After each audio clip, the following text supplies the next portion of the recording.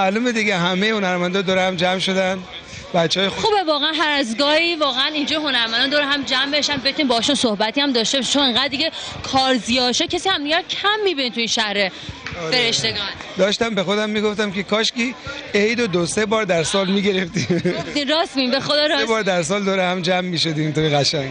اندی جان، من از همه هنرمندان این سوال کردم که در سال گذشته 1387 چه آرزوها، چه کارهایی بودش که آرزو نمیخوام بگم، چه کارها اینجا راحت تره، چه کاری بود که میخواستین انجام بدین ولی نتونستین در این سال جدید 1388 باید انجام بدین؟ یعنی تو پلن کاراتون چی هستش؟ کاری که نتونستین انجام بدین در گذشته امسال ولی باید انجام بدین.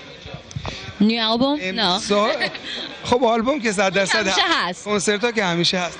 بدون مسائل خودتون. آره امسال دلم میخواد بیشتر فوتبال بازی کنم.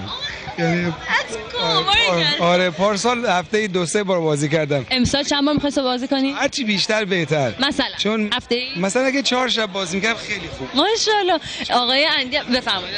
چون یعنی زمانی که من توی زمین فوتبالم، اون چمنو که می‌بینم اصلا احساس می‌کنم تمام بانک‌های من پر پوله. دور و برم همش دخترای خوشگل وایسادن. اینه که بهترین احساسا رو موقعی دارم که تو زمین فوتبالم. حالا این حرف زدن من یه سوال افتادم، شما زمین فوتبال بیشتر دوست دارین یا استیجو روی صحنه بودن؟ نمیتونم مقایسه کنم چون روی استیج چشمم هزارها دختر میبینه، اون اصلا خیلی چیزه.